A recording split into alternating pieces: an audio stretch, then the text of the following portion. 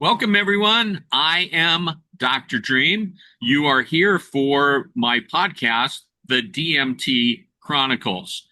And we're just at the beginning of all the interviews. This is the third interview in the series. And I have to tell you that it is incredibly exciting. Now, my guest today is someone that I've heard about for a while from her partner. And so it was only a matter of time before we connected and got to have a conversation, and this is it. And she and Guy will be back in another time to talk about Bobinsana with us, which is very exciting for me. But today, DMT Chronicles, this is all about DMT. And so, Vanessa, welcome to the DMT Chronicles. Thank you for having me. I'm really excited to share my experiences today.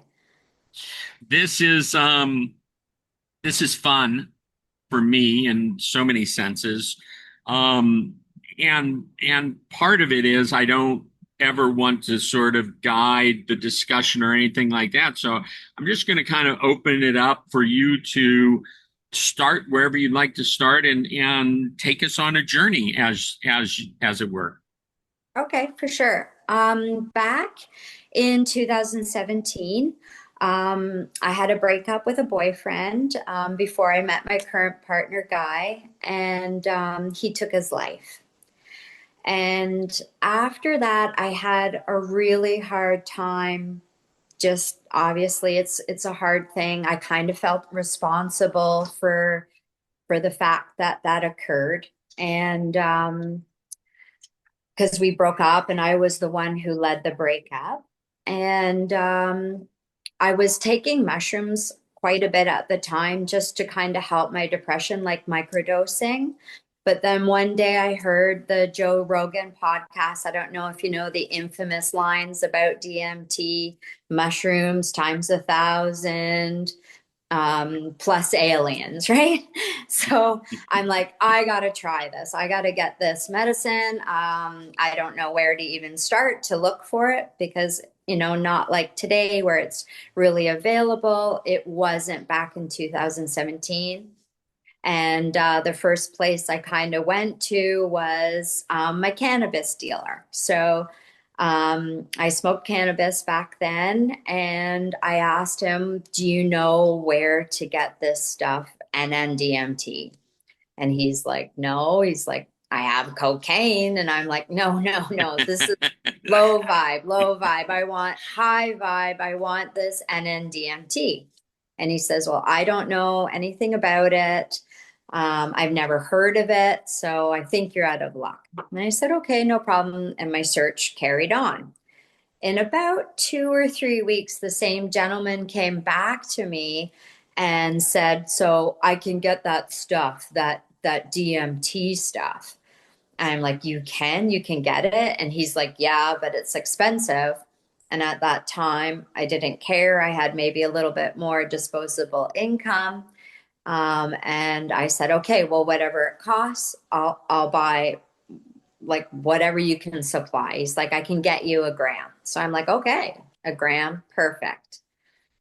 So I got my gram, and probably about 2 weeks later, and I was kind of hesitant. Should I get a sitter? And obviously, I do suggest that everyone possibly tries NNDMT for the first time with a sitter. I have sat with a sitter before after my first few experiences when I wanted to do what they call the breakthrough dose. I didn't really know that I was doing a more mild dose than what I took to break through, which was for me 21 micrograms. And I was probably doing 8 to 12 micrograms in these sessions. I just had like a little yellow scooper that I didn't have a scale, and it said in the one side of the little scooper, it said 12. And then in the other scooper side, it said 8. So my first time, I just sandwiched it in between cannabis. And I did it on a Friday night. I knew my kids were in bed. Everything was quiet at home. I knew I had some space to experience this and not be interrupted.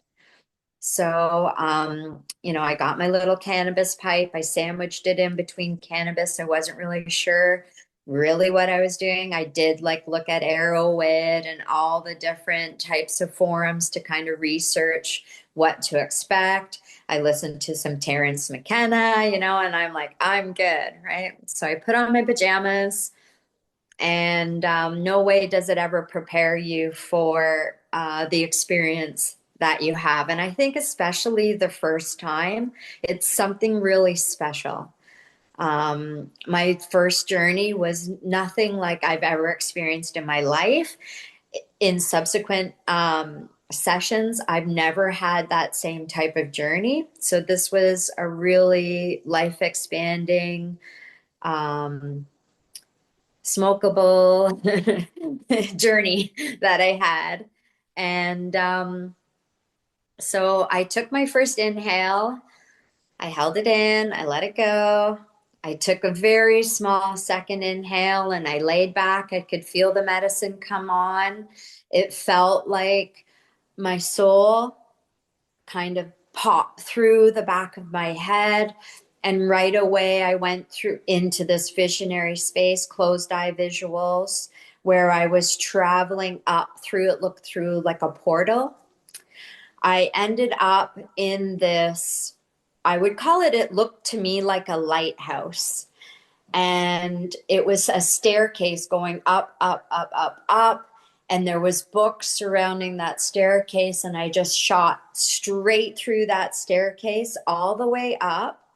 And then I landed on the left foot. So on my left side. So it would have been the right foot of the Sphinx.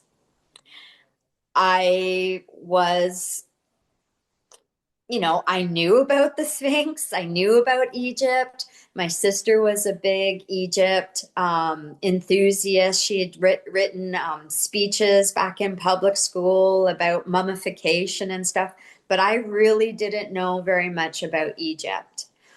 So I looked down. I could see that it was my own hands.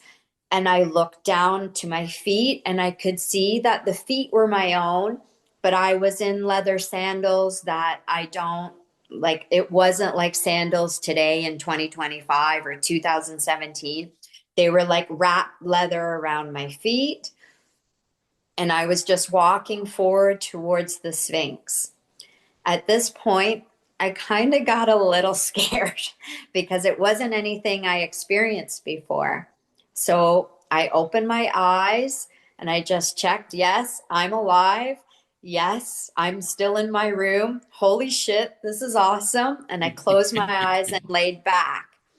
And when I laid back, I was then, I feel, underneath the Sphinx in this tunnel. It had like archway ceilings with torches coming out of the wall on either side, and the torches were lit. So I continued down this path, my hand still outstretched.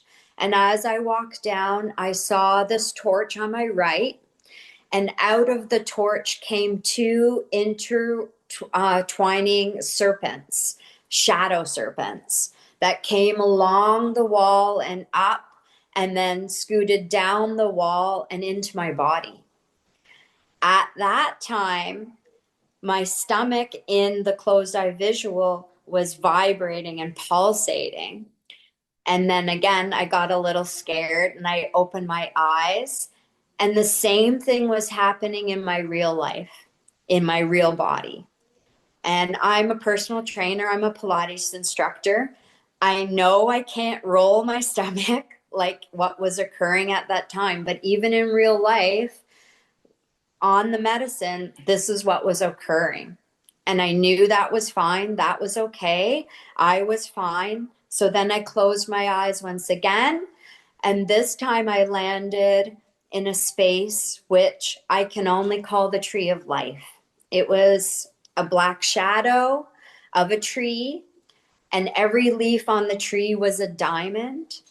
And in behind the tree, it was like it was cuboid, and it was two colors. So one color would be gold, one color would be purple, and then it would spin. The tree would stay static, but the background colors would change. Then it would be red, and it would be blue, and then it would spin, and then it would be white, and then it would be black. But the tree was always black, and those diamonds were solid. After a while, the medicine started to wear off, and I started going into fractal holographic neon patterns. And that's where I could see for the first time, embedded in those patterns, I guess we would term them insectoid beings. And I could see that they were there, but they were not pronouncing themselves to me. And I'm like, I'm looking at them, and I could see that there's beings, and I could feel their presence. And then just my vision then slowly started to wear off. And then I came back into this reality. And that was my first journey. My request was for that experience is that it helped me quit cannabis, because at that time, dealing with my old boyfriend's death, I was smoking a lot of cannabis. One could say it was a bit out of control. Like every moment I was smoking to try to calm my nerves, that they were just totally out of control. And from that moment, I had quit cannabis. It was done. So that was my first journey.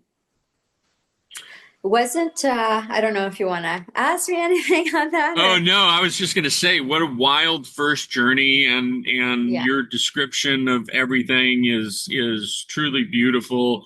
But how really fascinating. Now, you had when did you do then your second journey after that one? So it was about 3 to 4 weeks later. My girlfriend, who had introduced me to ayahuasca back in 2016, had mentioned to me that she had a facilitator coming to do Breath of Five ceremony at her farmhouse. And I didn't really know anything about five. She kind of explained it to me that they call it the spirit molecule or the God molecule, and what might occur when I experience this medicine. And she told me it's going to be some breath work the night before. We're going to get up in the morning. We'll have a few hours, a sit down, a chat, maybe a talk about the breath work the night before. And then we'll sit in a circle, and the facilitator will supply the breath of five or the 5-MeO DMT to each person going around the circle.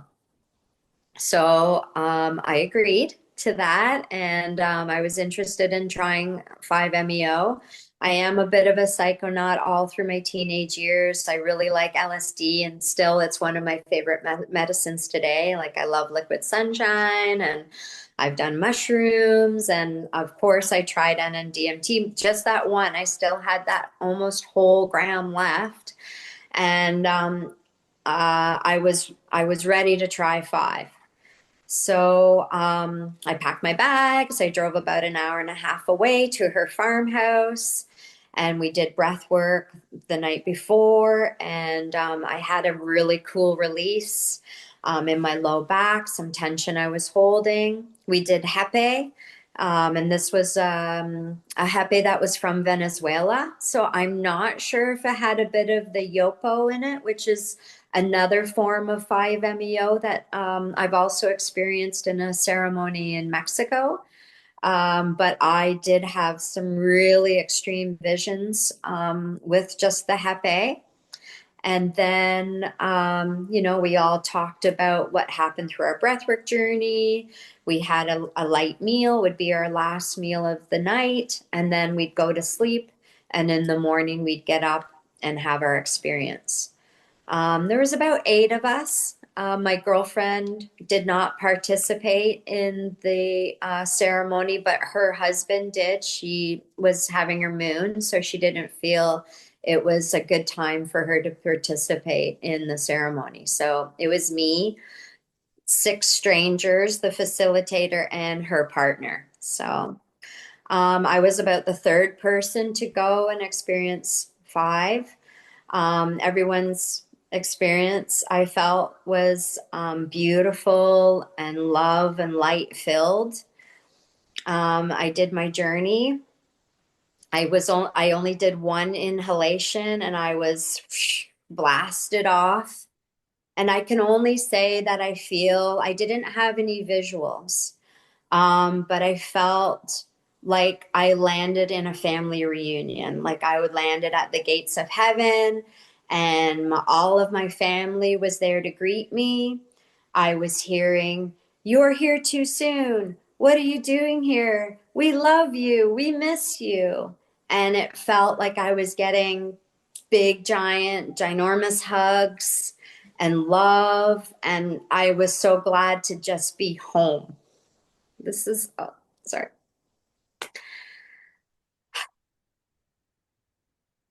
As the medicine started to wear off, I like wanted to put on the brakes. I didn't want to come back to this reality. Like I have 3 kids, I have a family, I love my family, but just things were very hard in life. I felt like I was on a gerbil wheel.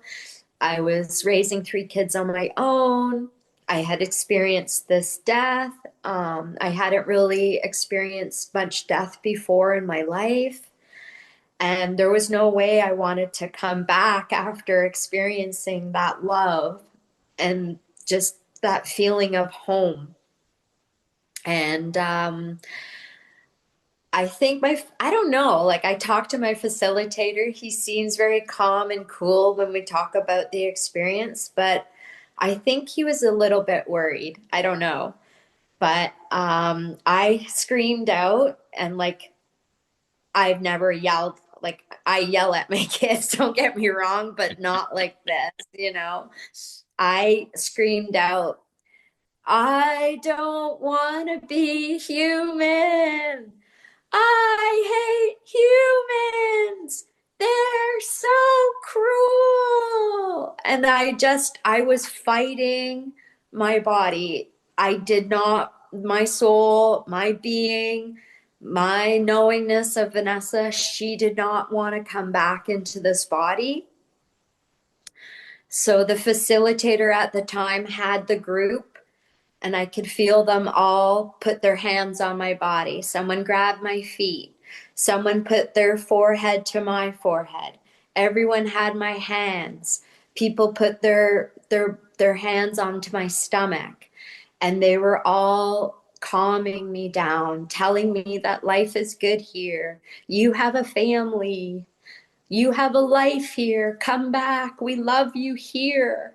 And all I remember from that moment is it sounded like a tornado, like the Dorothy tornado. And the wind was just in this farmhouse and it was making like I was coming into my body and it was a tornado landing and then thump and I was back into my body. And then I just started crying very badly. I was shaking. I was really unsure of what really occurred. Like I remember everything, but I wasn't really feeling connected. I wasn't feeling connected to being Vanessa anymore. And so the facilitator gave me a few moments and then he said, "Go outside." It was like a early fall day. So he said, "Put your head onto the earth, ground, take deep breaths, and just reconnect with your body on the earth." So the moment when, it was like one of those beautiful farm doors with the screens, and I looked out and like every blade of grass, every leaf, the wind was blowing. It was just like the most greenest green, the most beautiful scene of this farm field, wind blowing, just beautiful nature, the bluest sky. And I went out and I just wept on the grass for probably a good hour and just tried to like resettle into my body. And that was a really challenging, touching experience. Something like I have never, I like I've had, I would call myself a mystic. I've had interesting experiences my whole life. I've had, you know, my imaginary friend when I was a kid. I've had those gut instincts that saved my life a couple of times, but I've never experienced anything like this before.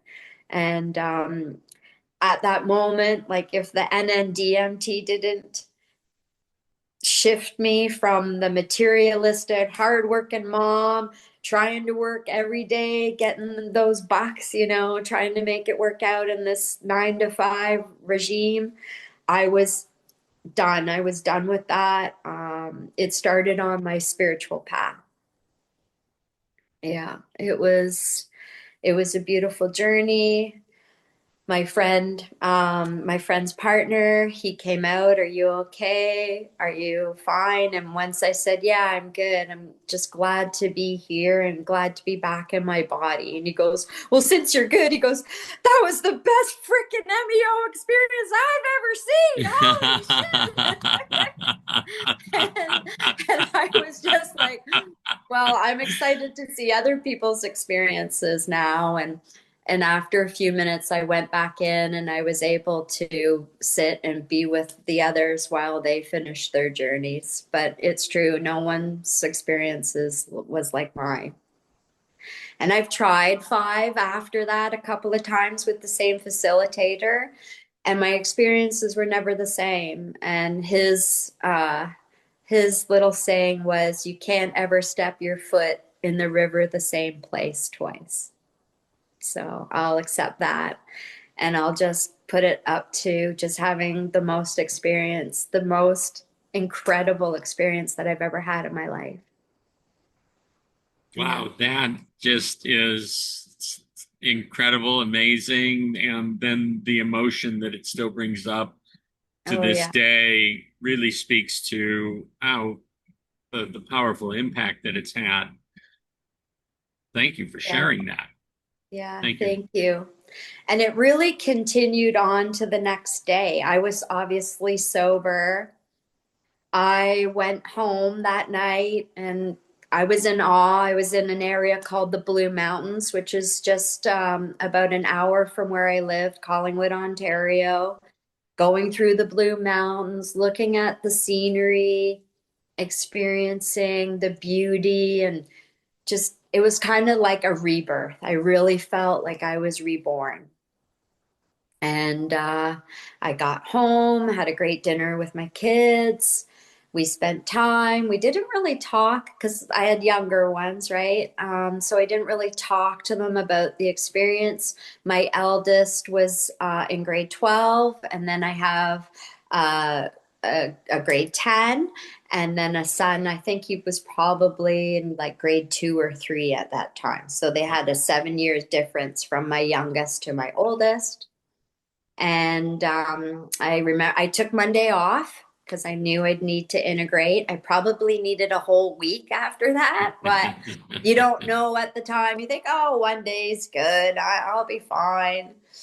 And I got a rude awakening from my son Monday morning, my eldest, calling me and saying, "Mom, you need to come up to the dentist office. They want you to pay the bill." I had all those X-rays because he was going to do the Invisaligns or whatever. And I said, "Okay."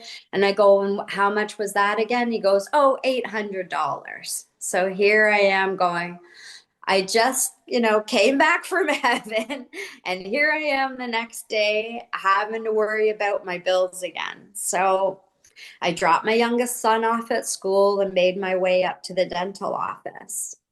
And when I arrived into the office, strangely, there was no one in the reception office, not one soul. And I walked up to the office and I'm looking around. I put my purse up onto the counter and I'm waiting. And then all of a sudden, a song I've never heard before started being really loud, like it was blasting. And it was, I don't know if you know the song No, You're Not Alone by Phil Phillips. No, you're not alone. We're gonna make this place your home. And the song kept going on, and I kept hearing the lyrics, and I'm like looking around like, this song is for me. This is a communication to me to know that I am here and I'm not alone and that everything's going to be okay. And as I started to think that, the receptionist came running in and turned the music down. She goes, I don't know what's going on with this speaker. It's acting so weird. So she turns it all back down. I pay my bill, and then I'm back at home. When I got home, I was really not grounded. Like I was, what just happened at the dental office? Um, what did I just experience? What was that song? I'm Googling it on my phone. I'm listening to the lyrics over and over, knowing that this song was for me, was played for me. And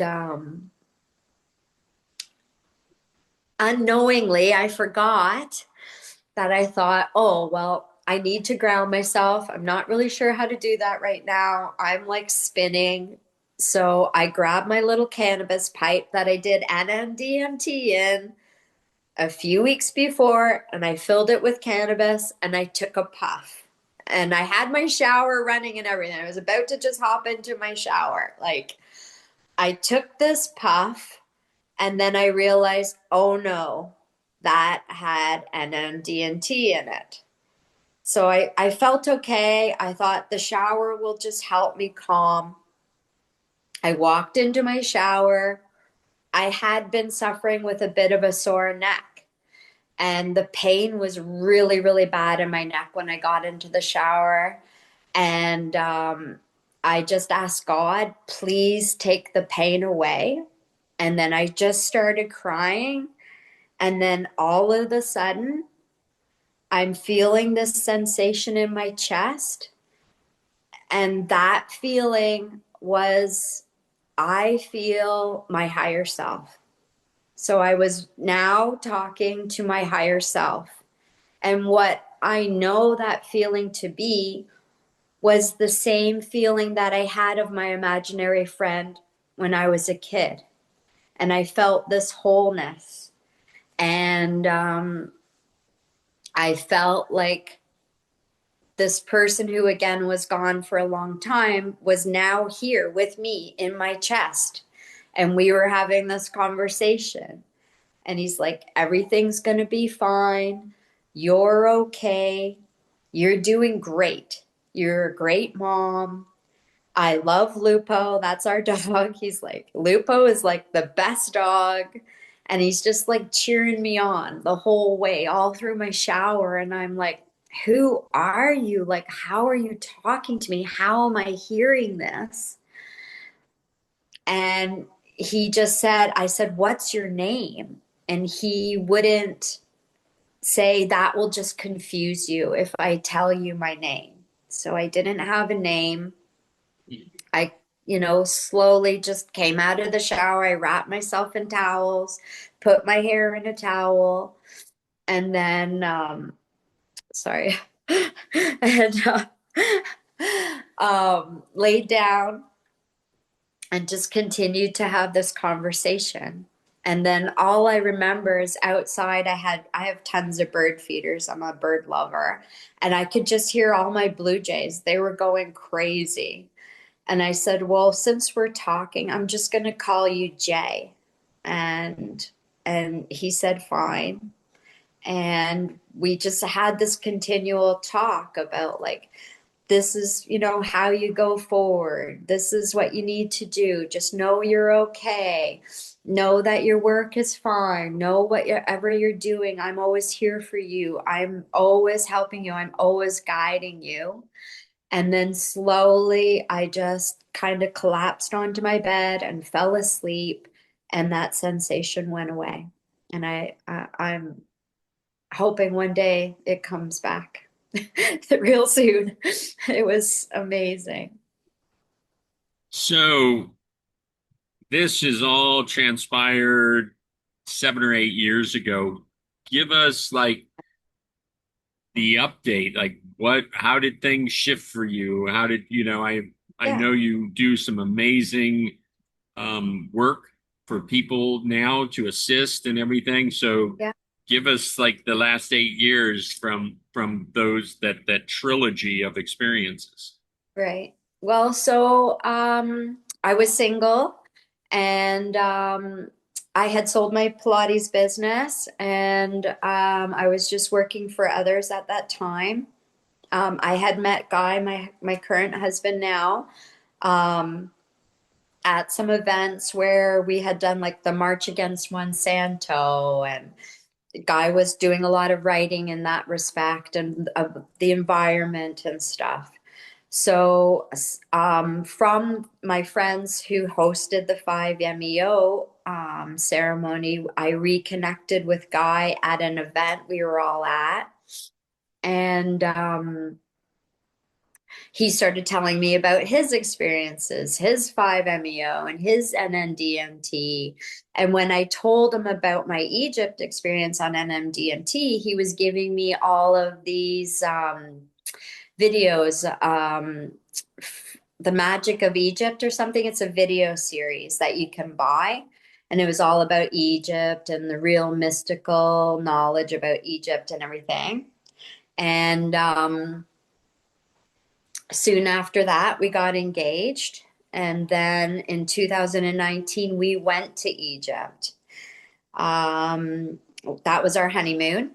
We on a request from a friend who was going to join us, she said, I don't want to go to Egypt if it's going to be lame with a bunch of people that aren't spiritual minded.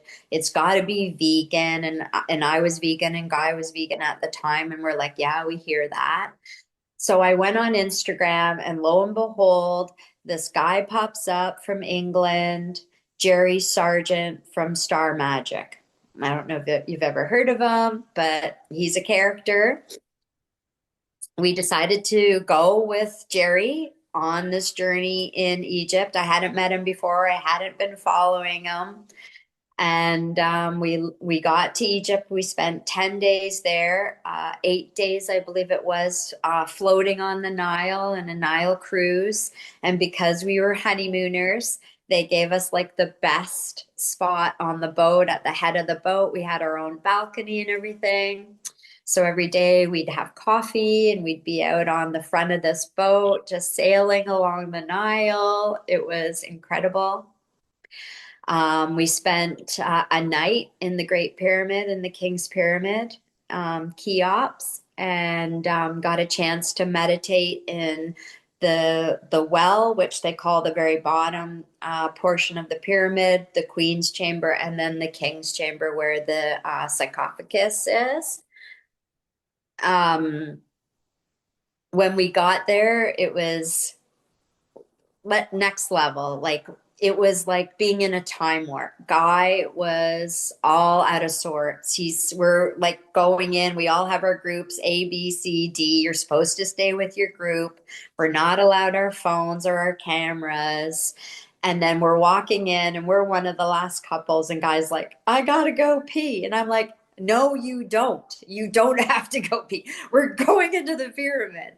So he separates from the group, tries to find the bathroom, but it's weird because we were in Egypt. It's under the stairs. It wasn't where in North America where you'd normally find the bathroom at the back of the bus type of thing. So he never did find it. He ended up coming in and we were all separated, and we all had like he separated from us, so we had different experiences in the pyramid because he ended up in another group than me. When I was in the well and we were meditating, I saw like alien beings, kind of like Grotto from Star Wars, if you know Star Wars at all, that character with the long nose. And he was talking to a reptilian.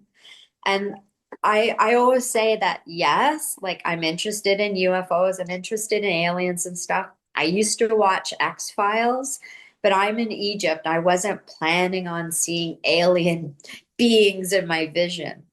So I take that in, jot it down in the books. Okay, this is what I saw when I meditated in the well. Then we went up to the Queen's chamber.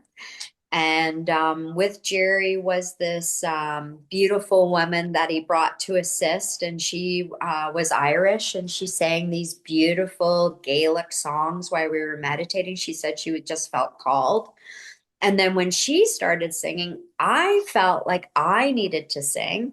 And I'm not a singer, I don't sing much, but I started singing Elohim.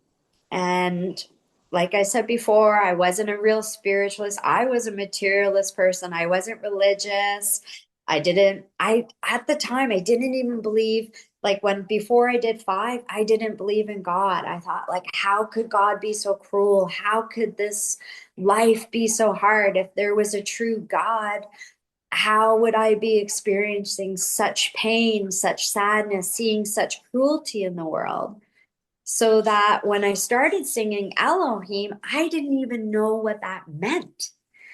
So when we got back to the bus later on that evening, I was on my phone going, what is Elohim? Like, I don't even know. And it said another word for God. So I'm like, oh, okay. Yeah, I was calling out to God. That's normal. Don't ask me where Elohim came from, but okay. So that night when we go to bed, I have a dream where these hooded characters come in. They're all in robes.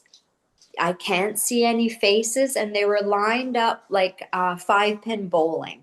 So one at the front, and then two behind, and then 3 or 4, however it goes, like that, like a pyramid. And they said, "You called us, child. What do you need?" And I go, "I did? I called you?" And I'm like, in my dream, I'm lucid in this dream. I'm like, "No, no, I'm good.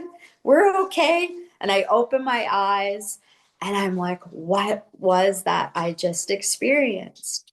So I can only think now from my NNDMT experience and then that night in the pyramid that I must have had a past life in Egypt. That's all I can figure out. That NNDMT experience was me reliving a past life, a life where I now know I follow a bit of a Gnostic path. I follow a guy on YouTube named Gene Hart from Astral Doorway. So after all of my DMT experiences, I came to the conclusion that I want to get there naturally. I don't want to use a medicine to get to these locations when I know that I can do it through meditating, through chanting, through white tantra, which is not releasing your orgasm and pulling that energy inside of your body yourself. So that's how I kind of got onto this Gnostic path. And as I see, the Kundalini is what I experienced in my first NNDMT experience when those snakes came up into my body. Also, I've discovered that the Templars, one of the first Templars, his name was like their last names, their surnames was Moore. And Morrell came from Moore. And I know now that we reincarnate into our own bloodlines. And I feel that maybe that was an ancestor of mine. And I'm coming back into the path of relearning our true selves, our true way to connect with God, which is through these practices that the Templars were doing and that we're just relearning now as a society in 2025 that have been kept from us in the mystery schools. It's not something that you would be, oh, you know what, do you want to get your Kundalini on and and raise your experiences. So I've learned over since 2017 that this was the start of my spiritual path. This was my path to the great work, as they call it, to really discover yourself and discover like the truth about God and who we really are as human beings. Yeah. Wow. Beautiful. Yeah.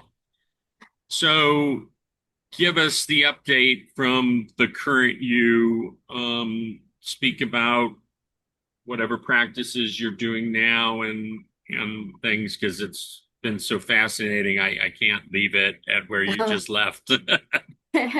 Well, I have been following Astral Doorway and Gene, and he's got a Discord and a Patreon. But really, I learned a lot just from his YouTube. So I started studying his teachings. There's another woman who does teachings called the Three Mountains, and they're all studying the work of a gentleman named Samuel On Wayor. And he wrote books. He's passed now. He's on the other side.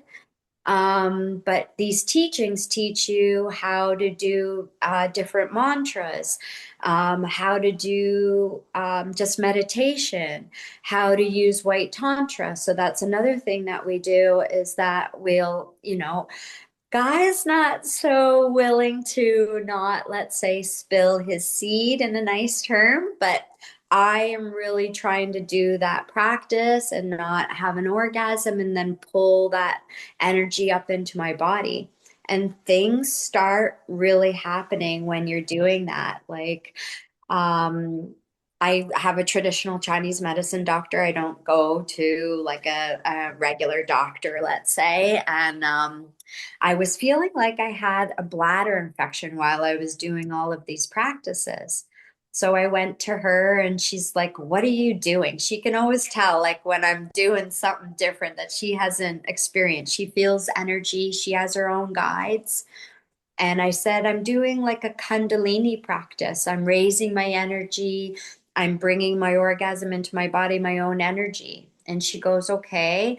And she gives acupuncture and then she always goes away. So when she gave me the acupuncture, she went upstairs to her office, I guess, and she starts researching about everything I said.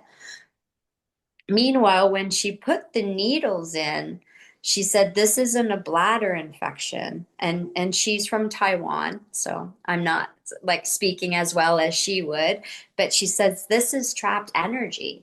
And when she puts the needles in, I could really feel like it was like a battery charge into my belly. And then it sent the energy. So it was like blocked in my sacral chakra, and all the energy went flowing up and out of the top of my head. And I was like, "Whoa, thank you." Like I just felt such relief, like in my belly and in my back. And she said, you need to go easy on these practices. You haven't opened all of your chakras, so it's getting trapped." So I took what she said and then I went back to start learning, and I also joined a Kundalini group on Reddit, and there's a really great group of people there that you can ask different questions. So they mention like food, they mention trying to get on like in your shower, having the water rush on for grounding and getting things more flowing in your body, opening up your heart, doing more chanting, doing like yogic practices, one that's going to open different areas of the body that I needed open because my chakras weren't all the way open. I continued on my practices, but one funny thing is when I left my traditional Chinese medicine that doctor that day, I was starving. And I'm like, I'm going for an egg McMuffin. It's the worst thing to say, but I pulled right in to McDonald's, and I always just have an egg McMuffin with egg and cheese. So now I'm vegetarian. I needed my traditional Chinese medicine doctor told me I needed more protein in my diet. So I went to vegetarianism. So I pulled up to the drive-through and you see the screen and then everything goes black. And I'm like, "What is going on?" So she's like, "Oh, just pull through. I see your order here." So I pull through, I pay. Then I go over to the gas station trying to get the gas pump to work. It wouldn't work. It's not accepting my card. I'm putting it in. Nothing's happening. I'm like, "What am I doing wrong?" I drive around. I go to the next pump. It's not working. I can't figure it out. What's happening? So the girl's like, "Come inside and pay and set up the thing." So I'm like, "Okay." So I go in and pay. She sees my pendant And she's like, wow, your pendant, I love it. What kind of pendant? So I'm talking to her for like 20 minutes about my pendant and everything. And then I go back out, and then this gentleman comes up to me. He's wearing like a Star of David, and he's got all these dreads, and he's like, you have a really nice shape. And I'm like, oh, okay, thanks. Like just it creates an attraction. You've got this energy. People are just flowing to you. They want to know what you're doing. And finally the gas pump works and I fill up my car and then I head my 2 hours back up north. And I'm like, what is going on? So like it's all like a learning and a teaching. I didn't really know that this energy was so powerful and it's going to draw people to you. You're walking in the grocery store and people just stop and they stare at you. They want to know about you. They want to know what's different, why you're so full of this energy, why they're being pulled to you. They don't understand. So, and it took me a while to figure that out myself. And that's like a start of it all. So I took a little bit of a break because I felt I wasn't ready to be experiencing all those things. I needed to work more on my chakras. I had kids in school. I still had things to work on at home. And things were getting a little bit crazy with these practices. So I took a bit of a break. I created a sound table. I started getting into sound. For some reason, I had to create a sound table. I don't know why, how it happened. I just wanted to create the sound table. I know that sound is healing. And I purchased crystal bowls, and Guy and I started doing sound baths. And but I knew there was something else. So I took a form of Reiki. It's called TRTT, which is called the Radiance Therapy Technique, and it's out of Florida. And there's a lady near us here in Ontario who teaches it. So I did that. And then so I'm starting to learn about energy and healing and what happens with Reiki and how it helps the body. And I start using my hands on myself. I only had level 1. So I'm doing the hands-on healing myself. And every day I'm doing Reiki and I'm still doing my meditation.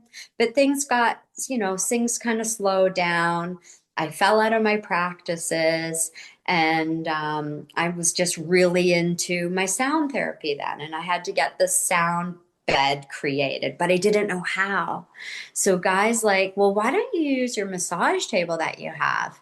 And I go, that's a great idea, but I don't want to wreck my massage table. I think that I'm going to buy a massage table, and then if I screw it up, it doesn't matter. I still have my table. So like everybody, where do you find something? Facebook Marketplace, right? Used, cheap. And there was a lady who had a really long table. It lifted up, and I knew that 40 hertz was really great for healing Alzheimer's. So I thought, well, I want a table that's going to lift. So if people like the elderly come, they might not be able to lay right down. They might need to be lifted up. So this specific table, Guy and I we went back to Collingwood again. And this lady asked, what are you doing with the table? And I told her, well, I want to create a sound bed. I don't really know what I'm doing, but I have an idea of what I wanted to do. And then I wanted to use this table to make my sound bed. And she goes, you know what? This is really weird. And I'm like, what? She goes, my husband just created one, and he had knee surgery yesterday, and he's home. And you can talk to him all about it and how he created one. And I'm like, really? And she said, yeah. So he came upstairs. She called him. He pulled me into his sound treatment room. He was a cranial sacral therapist, and she did Bowen therapy. And he put me on the table and he showed me everything to do, where to get the transducers. I ordered them from England, how to place them on the bed, how to put the sound speakers all around, because I wanted to make sure it wasn't with Bluetooth, it was all hardwired. So I went on Facebook Marketplace again. I started ordering all of these receivers and speakers that I could get online really cheap. Everybody wants to go Bluetooth. No one wants hardwired anymore. So I just started ordering speakers, and I ordered the transducers, and then I built a sound room. So that is basically my latest kind of therapy that I'm doing, not only for myself and Guy and my family, if I convince my kids to go on the bed, but I'm also giving Reiki on the bed. So I have people come. I'll put on a sound therapy, and sometimes we're using, I don't know if you've heard of the Luminate app, but it's an app where you can turn the phone at you and it flashes a light and you get closed eye visuals just with this flashing light. It's very similar to the Lucia light that is out that people can purchase. So it's similar to that. So I give them that experience that draws them, kind of connects them to the body. And then I'll play a different couple of frequencies that I've set up for the hour. I give them Reiki, I give them healing. And what I've come to the conclusion is that I'm becoming like a medical medium. I can see where people have like their liver sore when I go over different parts of the body using the Reiki that I learned. And then I'm like, oh, well, this here, and I relate it back to traditional Chinese medicine. Although I'm not a practitioner, but I know here is your liver meridian. And when I place my hands here and I sandwich it on a person, I can feel the energy coming from there. And I can tell them, hey, what you're eating is maybe not so good. Your liver is kind of talking to me here and it's telling me this and that. I had a blood clot way back in the day, 2003. And I was doing therapy on a gentleman. And I'm like, I don't know what's happening as I come over his lung. But I said, my left leg, where I had my blood clot, is numb and tingling right now. I go, do you have something going on with your lung? He goes, yeah, I had a blood clot and I'm on blood thinners right now. And I'm like, oh, well, that makes so much sense because my left leg is going crazy right now. And I had a blood clot in my left leg. And it's just this continuing experience now. This has opened me up to my true path, which is, I guess, some kind of healer, which another story to be told one day is when I was 19, I went to a psychic and he said I'd be a Reiki healer. And back, I'm 54 now. So when I was 20, 34 years ago, I didn't even know what Reiki was. So somehow I researched and I'm like an energy healer. Okay, yeah, sure, buddy. I'm going to be an energy healer. And here I am 54 years later, and that's exactly what I'm doing. So he got it right. Wow. Yeah. Well, Vanessa, this has been nothing short of an amazing conversation. I appreciate you sharing the full scope with us, as it were. I do look forward to having you and Guy on to talk about Sana and the work that you're doing with that. That fascinates me. Awesome. But for the moment, I just heartfelt gratitude and appreciation for you stepping up and taking the time and really opening up so beautifully. Um, so looking forward to making a trip to your part of the world, up in Canada, and spending For time with sure. you and Guy and having For some experiences. So thank you Awesome. so Thank you much. so much for having me. It's such a great honor to release and tell everyone about these experiences and what, I truly feel it is a spiritual medicine. And, if you are possibly suffering with depression, that these medicines can help you and put your life back on track. So thank you for letting me relay that to others. I appreciate that. It's the whole point of the DMT Chronicles. Thank you for being a guest today. Thank you for having me.